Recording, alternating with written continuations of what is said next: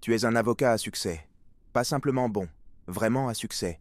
Un bureau à un étage élevé, des costumes sur mesure, un nom qui ouvre des portes avant même que tu aies à parler. Tu travailles pour une entreprise internationale du tabac. Tes collègues disent que tu as vendu ton âme. Tes supérieurs disent que tu es brillant. Toi, tu dis que tu fais simplement ton travail.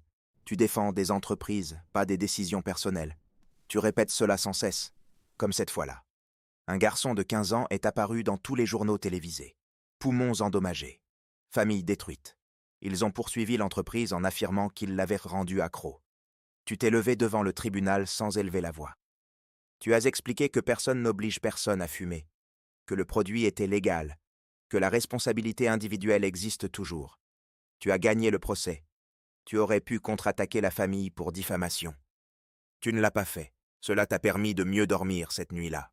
Depuis lors, certains collègues ont commencé à t'appeler l'avocat du diable. Ça ne te dérange pas. C'est une partie du travail. À la maison, tout est différent. Ta femme pense que tu es un bonhomme. Ta fille pense que tu es un super-héros. Quand tu arrives, elle court vers toi comme si tu sauvais le monde tous les jours. Et peut-être, d'une certaine manière, tu crois le faire. Un matin, tu conduis vers le bureau. Trafic lent. Bruit de construction. Un énorme camion manœuvre sur le trottoir. Le sol vibre légèrement. Tu vois une vieille dame marcher lentement avec des sacs à la main. Le camion penche. 1 seconde. 2. Le conducteur ne réagit pas. Le métal tombe. Le bruit est sec. Les gens crient. Tu ne descends pas de la voiture. Tu observes. Ton esprit évalue les responsabilités légales avant les émotions. Accident du travail. Négligence probable. Assurance d'entreprise active. Le feu passe au vert. Tu avances. Tu n'appelles personne. Tu ne regardes pas dans le rétroviseur. Tu continues simplement vers le bureau. Heures plus tard, tu travailles comme d'habitude. Contrat. Argument. Correction juridique. Rien ne change. Jusqu'à ce que ton téléphone vibre. Un numéro inconnu. Un message. Nous savons que tu l'as vu. Va à cette adresse. Ou nous viendrons chez toi. Tu lis le message 2 fois. Tu penses à une blague. Puis tu regardes la photo jointe. C'est ta voiture arrêtée ce matin-là, vue sous un autre angle. Quelqu'un observait. Tu ranges le téléphone. Tu essaies de continuer à travailler. Tu ne peux pas. Tu sors avant l'heure pour la première fois en des années. L'adresse t'amène à un bâtiment abandonné. Lumières allumées uniquement à l'intérieur. Tu entres. 3 hommes t'attendent. Ils te prennent ton portable.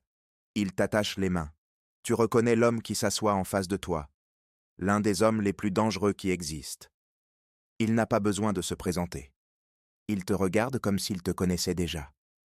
Il sourit légèrement. « Tu vas travailler pour moi maintenant, » dit-il. « Ou je te dénoncerai pour ne pas t'être présenté à la police comme témoin d'un décès. » Il fait une pause. « Ce décès m'appartient. » Tu sens ton estomac se contracter. Il explique calmement. « J'ai besoin de nettoyer les responsabilités légales. Déplacer de l'argent, protéger mes gens. J'ai besoin d'un avocat intelligent. J'ai besoin de quelqu'un comme toi. Réfléchis bien, ajoute-t-il, parce que tu as déjà trop vu. Tu sais ce que cela signifie. Tu penses pas à ta femme, à ta fille, à ta réputation. Tu penses à la vieille dame.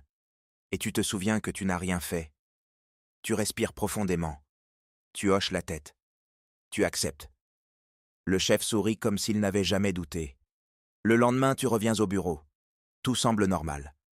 Un avocat novice s'approche de ton bureau. Trop confiant. Il dit qu'il a vu un message étrange sur ton téléphone quand tu l'avais laissé en charge. Il te conseille de faire attention. Puis il ajoute, presque en riant, « Un jour, j'aurai ta place. » Quelque chose dans son ton te dérange. Tu sors immédiatement du bâtiment. Tu appelles le chef mafieux. Tu dis que tu as besoin de temps. Silence de l'autre côté. Puis il répond, « Tu as déjà choisi. » Il fait une pause. « Dans 3 heures, je veux te voir en ville. » Tu regardes l'horloge. Ta vie d'avant commence à se fermer sans bruit. Heures plus tard, tu es à l'aéroport. Tu voyages sans bagages, sans explication. Le chef apparaît à côté de toi. Tu demandes où vous allez. « Ça ne te regarde pas, » répond-il. Puis il sourit. « Tu vas défendre un des hommes de mon organisation. » Jours plus tard, tu es en face d'un homme accusé d'avoir tué des civils désarmés. Tu examines le dossier. Tu sais qu'il est coupable. Tu construis la défense quand même. Tu trouves des erreurs procédurales. Tu invalides des preuves. Tu démontes des témoignages, tu gagnes. Quand tu commences à penser à la moralité, tu reçois le transfert. Une somme que dans l'entreprise du tabac, tu mettrais 2 ans à gagner. Tu restes fixé sur ce long chiffre sur l'écran. Tu appelles ta femme. Tu lui dis que tu travailles beaucoup. Tu lui dis que tout va bien. Tu mens pour la première fois sans culpabilité. Et cette nuit-là, pour la première fois, tu dors avec suffisamment d'argent pour ne jamais revenir. Tu commences à voyager constamment, des villes différentes, des hôtels identiques, des chambres où tu ne défais jamais complètement ta valise. Ton ancien travail cesse de t'appeler. Au début, tu le remarques. Puis tu arrêtes de t'en soucier. L'argent arrive ponctuellement, précis, silencieux. Des millions par mois. Tu envoies d'énormes transferts à ta famille. Tu penses que ça compense l'absence. Pourvoyeur. Protecteur. Tu te répètes cela. Tu rentres chez toi seulement 2 fois par mois. Ta fille continue de te serrer dans ses bras, mais elle met maintenant une seconde de plus à te reconnaître quand tu rentres. Ta femme sourit. Mais pose plus de questions. Tu dis toujours que ce sont des affaires confidentielles. Ça marche toujours. Tu défends des trafiquants, des entrepreneurs fantômes, des hommes qui ne disent jamais leur vrai nom. Tu apprends à ne pas poser de questions. Tu apprends que moins tu sais, plus tu survivras longtemps. Le chef mafieux élève rarement la voix. Il ne menace jamais. Il n'en a pas besoin. Tout le monde obéit avant qu'il ait fini sa phrase. Tu commences à comprendre que tu ne travailles pas pour un criminel. Tu travailles pour un système. Une nuit, après une longue audience, un des hommes de l'organisation t'offre une cigarette. Tu refuses par réflexe. Tu as toujours détesté le tabac. Ironie professionnelle. L'homme insiste. « Détends-toi », dit-il. « Ça te fera du bien. » Tu la prends juste pour ne pas paraître faible. Tu prends la première bouffée. Tu tousses. Il rit. Tu en prends une autre. La fumée brûle ta gorge. Mais quelque chose s'apaise en toi. Tu continues à fumer. Les jours commencent à se mélanger. Procès. Paiement. Vol de nuit. Tu arrêtes de répondre aux appels familiaux pendant des heures. Puis des jours. Il y a toujours une excuse. Mais ce pourquoi il n'y a pas d'excuse, c'est de t'abonner à la chaîne et de laisser un like sur cette vidéo, pour que nous puissions continuer à profiter et à apprendre ensemble d'histoires comme celle-ci. Il y a toujours du travail. Le chef te félicite moins. Cela signifie qu'il a plus confiance. Une nuit, tu reçois un appel vidéo inconnu. Tu découvres. La caméra montre la porte de ta maison. Ta vraie maison. Une famille est là. Pas la tienne. Des inconnus tiennent des photos. Tu reconnais un homme. Il a été victime de maladies liées au tabac. Il parle vite. Il crie. Ils disent qu'ils savent qui tu es. Ils disent que tu as ruiné des vies. Un d'eux indique la porte. Il dit qu'ils peuvent entrer quand ils veulent. Tu coupes l'appel. Tes mains tremblent. Tu appelles immédiatement ton chef. Tu expliques tout. Silence.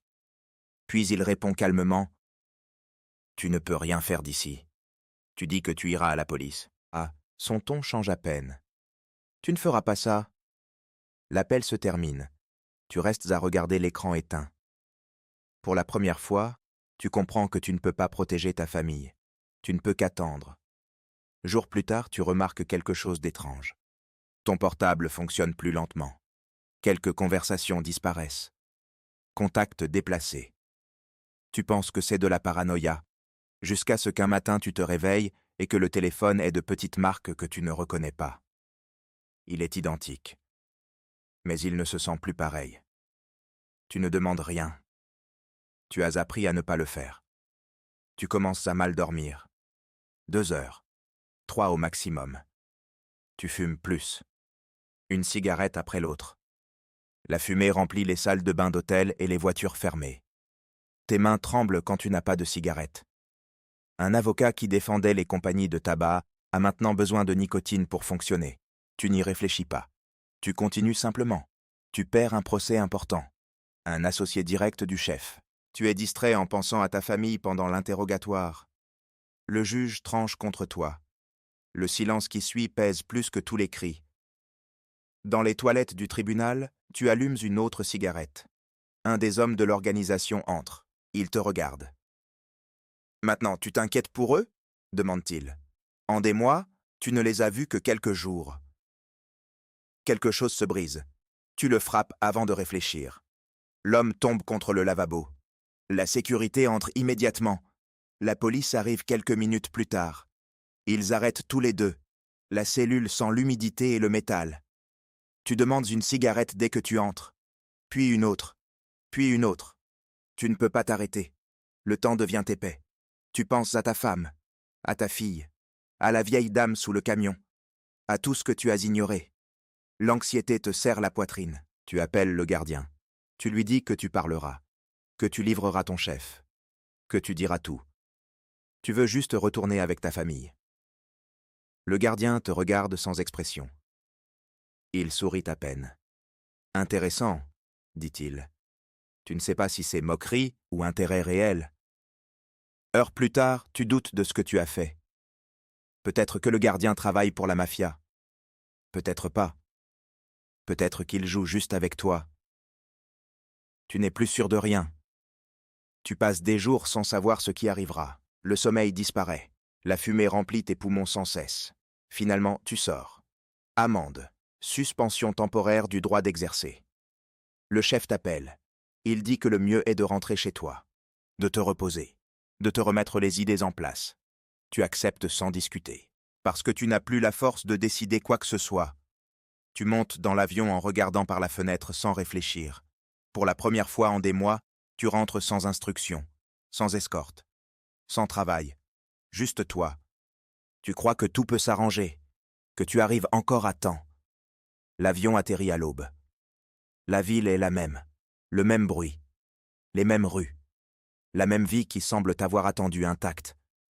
Pendant le voyage, tu as imaginé le moment des dizaines de fois. Ta fille courant vers toi, ta femme te serrant dans ses bras sans poser de questions, l'odeur familière de ta maison. Tu penses que tu peux encore arranger les choses, que tout n'était qu'un détour. Tu prends un taxi. Tu ne fumes pas pendant le trajet, tu essaies de te sentir propre à nouveau. La voiture s'arrête devant ta maison.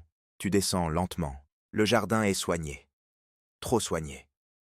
Tu ne te souviens pas l'avoir laissé ainsi. Tu marches vers la porte. Ton cœur bat de plus en plus vite à chaque pas. Tu sonnes. Tu attends. Des pas de l'autre côté. La porte s'ouvre.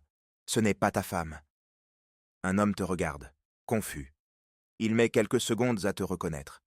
C'est l'avocat novice, celui qui voulait ta place. Il est mieux habillé maintenant, plus sûr, plus calme. « Puis-je t'aider » demande-t-il. Tu ne réponds pas tout de suite. Tu regardes derrière lui. Les meubles ont changé.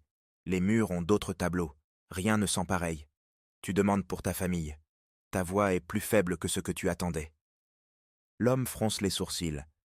Il prononce ton nom lentement, comme pour confirmer un vieux souvenir. Quand il te reconnaît enfin, son expression devient mal à l'aise. Il t'explique que ta femme a attendu pendant des mois, que tu as cessé de répondre, que personne ne savait où tu étais, qu'un jour elle a simplement décidé de partir. Un autre pays, une nouvelle vie. Elle ne sait pas exactement laquelle. Tu demandes pour les menaces, pour les gens dehors devant la maison, pour les appels. Il secoue la tête. Il ne comprend pas de quoi tu parles. Il dit que rien ne s'est jamais passé, qu'il n'a jamais vu personne. Le silence devient insupportable. Tu essaies de dire autre chose. Tu ne trouves pas les mots. L'homme te dit au revoir avec une politesse embarrassée. Il ferme la porte lentement. Le bruit du verrou résonne plus fort que d'habitude. Tu restes debout quelques secondes. Puis tes jambes flanchent. Tu t'assois sur le trottoir. L'air semble plus lourd. Tu essaies d'allumer une cigarette. Tes mains tremblent trop. Tu l'allumes quand même. Tu inspires profondément. La fumée ne calme plus rien. Elle ne fait que remplir le vide. Un moteur s'approche, puis un autre. 2 voitures noires s'arrêtent devant la maison. Les portières s'ouvrent en même temps. Des hommes que tu ne reconnais pas descendent sans parler. Ils ouvrent les coffres, sortent des mallettes, une après l'autre. Ils les posent soigneusement devant toi. Personne n'explique rien. Ce n'est pas nécessaire. Tu sais exactement ce que c'est. Ton paiement. Tout ce que tu as gagné. Tout ce que tu as choisi. Un des hommes hoche légèrement la tête et remonte en voiture. Les véhicules s'éloignent. Tu restes seul. assis sur le trottoir où tu as jadis vécu, entouré d'assez d'argent pour tout acheter, sauf la seule chose que tu voulais récupérer. Tu pleures sans essayer de t'arrêter. La cigarette se consume entre tes doigts, la fumée monte lentement vers le ciel du matin. Et pour la première fois, tu comprends quelque chose de simple. Personne ne t'a jamais obligé. On t'a seulement offert de rester celui que tu étais déjà. L'avocat du diable, maintenant sans client, sans famille, sans maison, juste avec la récompense parfaite pour chaque décision que tu as prise. Les mallettes restent fermées devant toi pendant que la ville continue comme si tu n'avais jamais existé. L'argent ne partira jamais. Ton succès et ton talent non plus. Ils resteront là, t'attendant pour que tu prennes la prochaine décision. Parce que ceci ne se termine que si tu veux que ça se termine. La prochaine étape est déjà devant toi. Tu peux aller voir la prochaine vidéo et découvrir ce qui se passe dans une nouvelle histoire. Et si tu ne veux pas manquer les prochaines, abonne-toi. Laisse un like comme preuve que tu étais là. Parce que ceux qui continuent sont les seuls à savoir comment chaque histoire se termine.